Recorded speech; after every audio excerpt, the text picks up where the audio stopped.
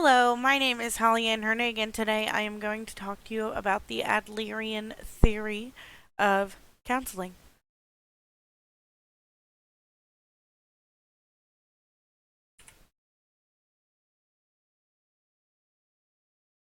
This is Alfred Adler.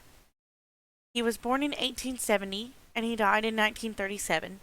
He spent most of his life in Vienna, Austria. Alfred Adler said, "The only normal people are the ones that you don't know very well." Alfred spent much of his early life sick with pneumonia. As a result of this, he was very aware of the possibility of his death. Many of the doctors that visited told his father that he was probably going to die, and it was probably going to be before he turned like 6 years old. It was during this time in his life that he became inspired to become a physician. So, after going through school to become a physician, he worked in ophthalmology for a little while, and then he did some psychiatry, and he founded psychoanalytic theory alongside Freud and Jung. And then in 1912, he founded the Society for Individual Psychology so he could go off on his own. Many individuals left Freud's school of thought to join Adler in his efforts because they agreed that relational, social, and cultural factors were of great significance in shaping personality. That'd be that holistic view of the person. Adler created 32 child guidance clinics in the Vienna public schools, and he began training teachers, social workers, physicians, and other professionals in his methods. He pioneered the practice of teaching professionals through live demonstrations with parents and children before large audiences, and this is now called open forum family counseling.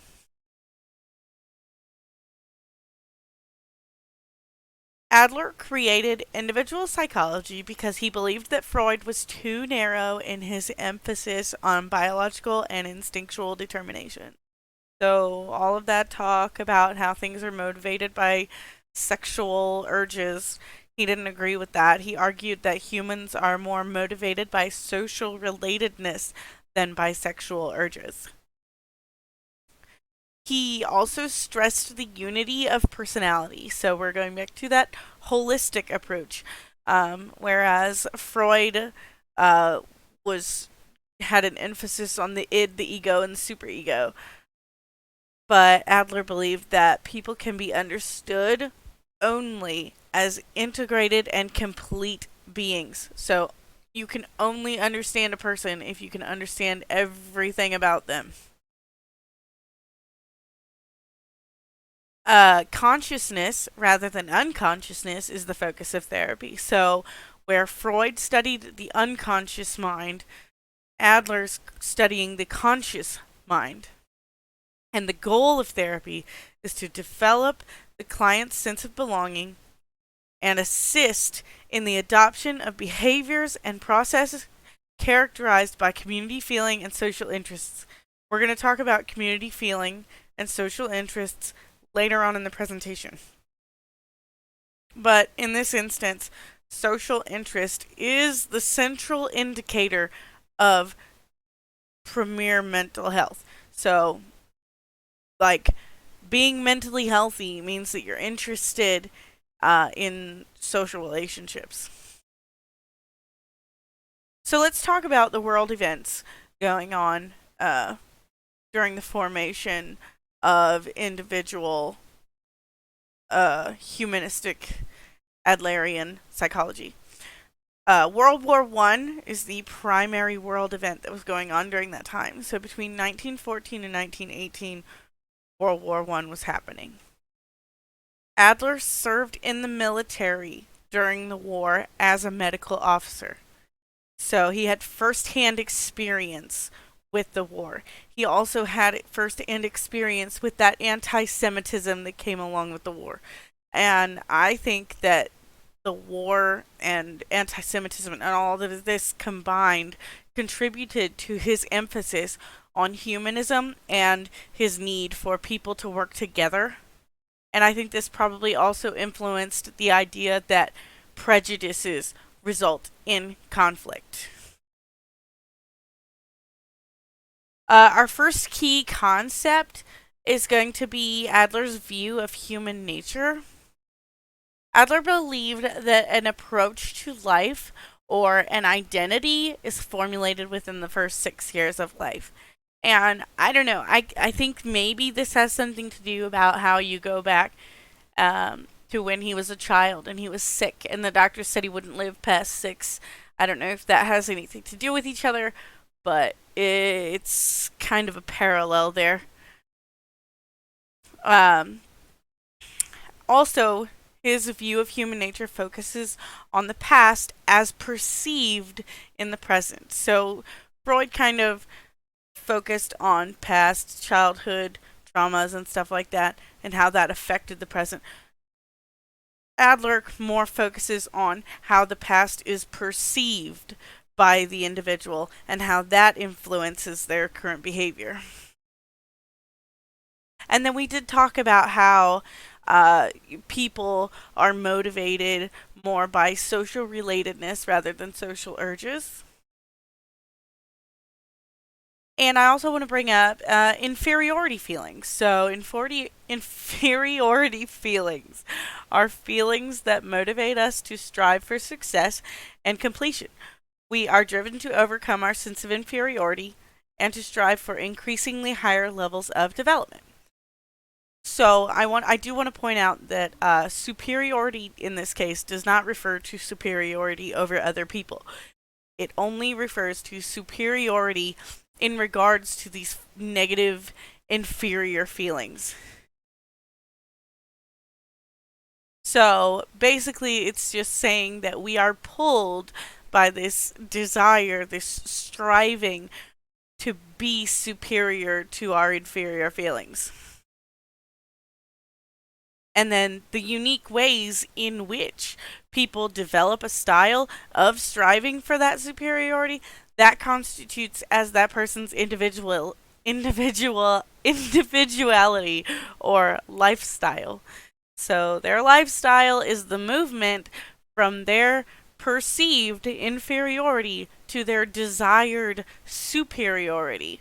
And I think this results in the development of a life goal, which in turn it unifies their personality and their core beliefs, and the assumptions which guide that person through life to organize his or her reality. So that that lifestyle also gives meaning to different events in their life.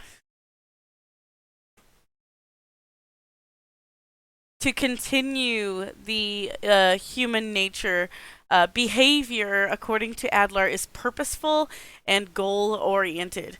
Adler believed that all human behavior has a purpose. All human behavior has a purpose, and this is the cornerstone of Adler's theory. So he assumes that most decisions are based on the person's experiences, so that past experience, perceived experience, on the present situation, and on the direction in which the person is moving. So, going towards that life goal. And that last one, the direction in which the individual is moving, that's the most important one. Fictional finalisms or guiding self ideals.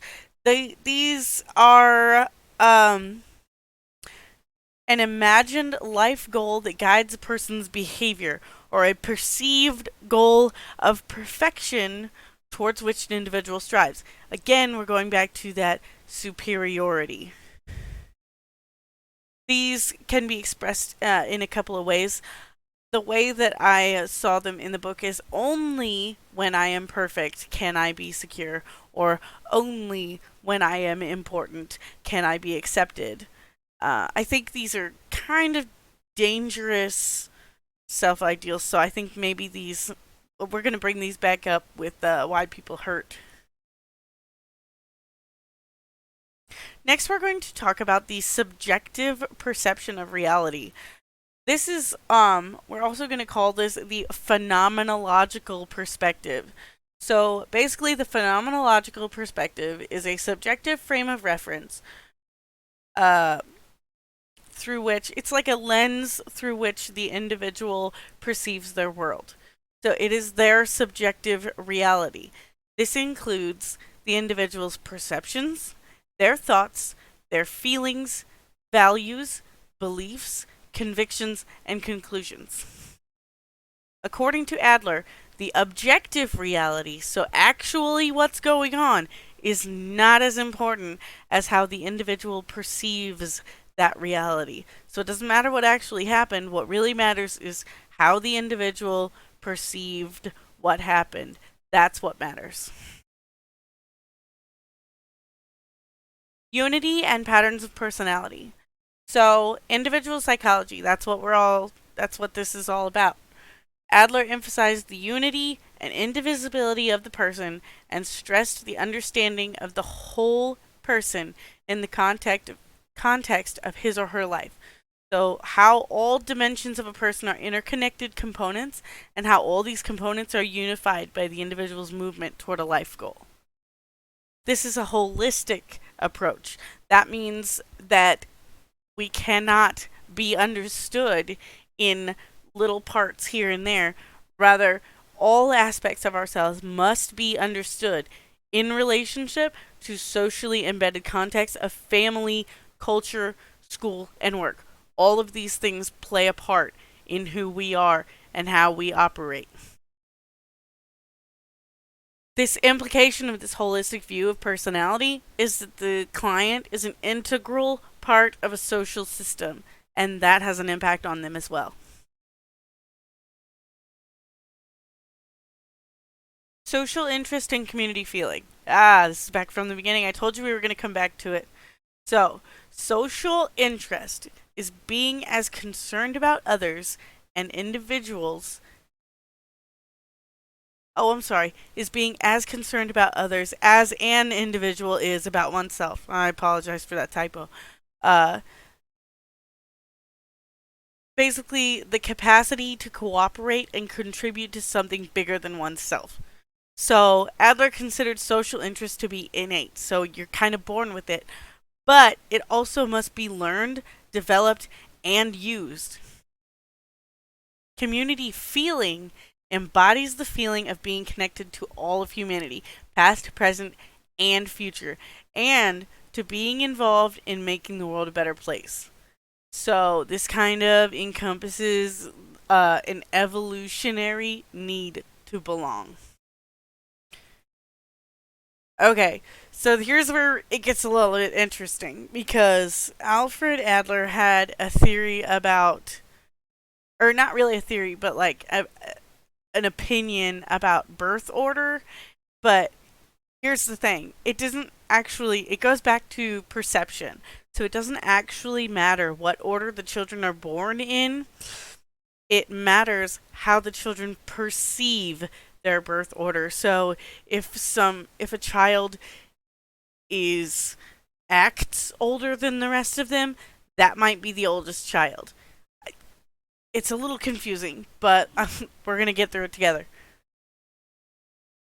So the oldest child generally receives a good deal of attention, and during the time that they are the only child, typically is somewhat spoiled as the center of attention.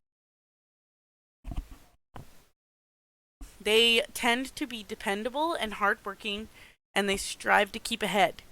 When a new brother or sister arrives on the scene, whether through birth or adoption, something like that, they find themselves ousted from their favored position and they no longer feel unique or special. So they may readily believe that the newcomer is an intruder who will rob them of the love to which they are accustomed. So most often, they will try to reassert their position by becoming a model child, bossing around the younger children, and exhibiting a high achievement drive. Oh, sorry. So if you have only two children, the second child will feel this way. This is, remember, this is only two children. So from birth, the second child shares the attention with the other child. So this second child behaves as if it's in a race, as if they're in a race, and they are generally full steam ahead all times. It is as if this second child is in training to surpass their older brother or sister. This competitive struggle may influence the later course of their lives.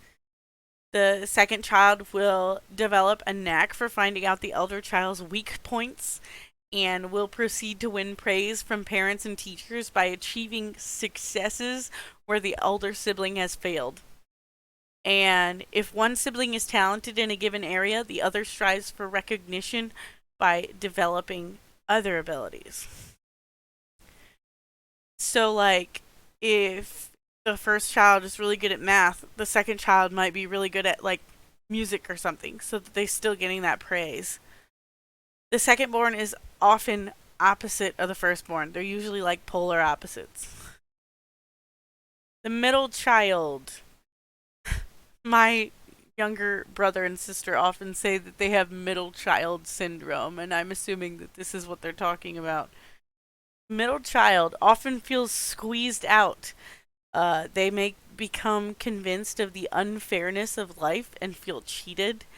They may assume a poor me attitude, and they can become a problem child. The middle child may become the switchboard and the peacemaker, the person who holds things together. If there are 4 children in a family, the second child will often feel like the middle child here, and the third will be more easygoing, more social, and may align with the firstborn. Okay, so I am the firstborn child, and I feel like my younger sister, who is the second child, definitely exhibits some of these middle child symptoms, and my younger brother, who is the third child, is more easygoing, more social, and we get along better than me and my sister do. And the youngest child, so I can relate to this one also because I have a younger brother who's 15. The youngest child is the baby of the family and tends to be the most pampered one. He may develop helplessness into an art form and become an expert at putting others in his service. They tend to go out of their way, often developing in ways no others in the family have attempted, and may outshine everyone. Alright, I know this is gonna sound bad, but I feel like the developing helplessness into an art form really relates to my younger brother because the kid barely knows how to make ramen noodles. This year, he's 15 years old, and I taught him how to make ramen noodles in the microwave. Okay, so helplessness into an art form is definitely my little brother. If you are the only child, you are going to have a high achievement drive that compares to that of the oldest child here. They may not learn to share or cooperate well with other children, but they will learn to deal with adults very well because that's who they're surrounded with 90% of the time. They will be pampered by their parents, and they may become dependently tied to one or both of them. And they may want to have the center stage all the time. And if that position is challenged, they will feel that that is unfair. Okay, so now we're going to get into why people hurt according to this theory. So, I want to touch on those guiding self ideals that I talked about earlier. Only when I am perfect can I be secure. Only when I am important can I be accepted. I feel like these are dangerous thoughts to have because you're constantly striving for this perfection, but you're never going to be perfect, so you'll never be secure. Only when I am important can I be accepted. Like, how will you know when you are sufficiently important to be accepted? So I think that can often lead to hurt in one way or another. Faulty interpretations may lead to mistaken notions in our private logic, which will significantly influence present behavior. So, mistaken beliefs about the past or faulty interpretations of events that happened in the past, that will impact present behavior, and that can cause some hurts as well. Fear of not being accepted by the groups we value can definitely cause hurt. If a sense of belonging is not fulfilled, anxiety is the result. And I would say anxiety is definitely a hurt. If an individual is unsuccessful in meeting one or more of the following life tasks, so a social task such as building friendships, or a love marriage task such as establishing intimacy, or an occupational task contributing to society, then this this can cause struggle, and a lot of people seek therapy for that. So that's definitely a hurt as well. How do people change? Adler believed that individuals could change through social learning. So, learning from people around them. And the therapeutic process can be social learning as well. The therapeutic process can help individuals become aware of patterns and continuity. They can modify those faulty assumptions about their past and those perceived memories, and they can reframe those childhood experiences, those faulty assumptions, into the way that they're supposed to be, and they can consciously create a new lifestyle. So, uh, and then once we get there, then we've got that how we can go back to social interest, and that's the central indicator of mental health. All right, so now I have some discussion questions, but if you're not comfortable talking about them in the discussion area, just think of them more as like self reflection questions. So, thinking back on your own childhood experiences, can you think of something that you may have perceived incorrectly that has influenced your behavior now?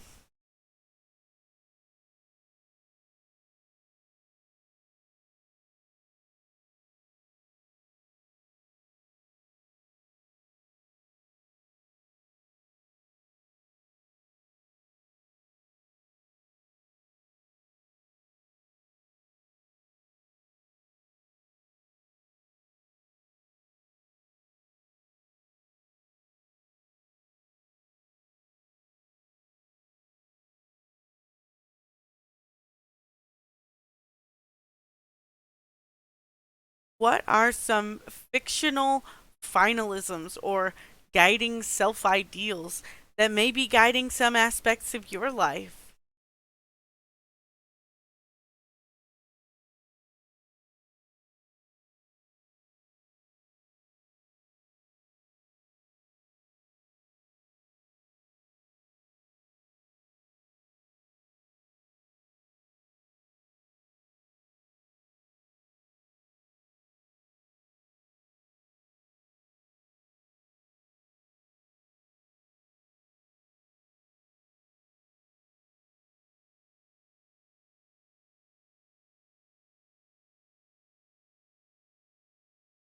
And how do you think World War II and the anti Semitism that was going on in the world shaped Adler's humanistic ideology of the individual theory of counseling?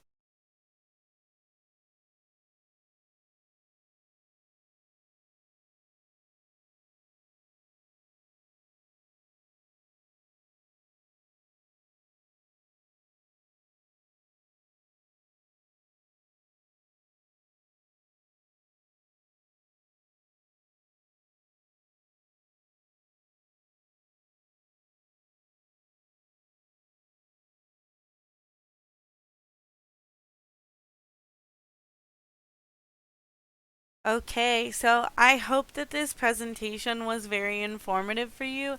I learned a whole lot putting it together for you. So, go ahead and think over those self reflection questions. If you don't feel comfortable answering them in the discussion area, I completely understand that. Just keep them for yourself. Um, and thank you so much for listening to my presentation. Have a wonderful rest of your day. Thanks. Bye.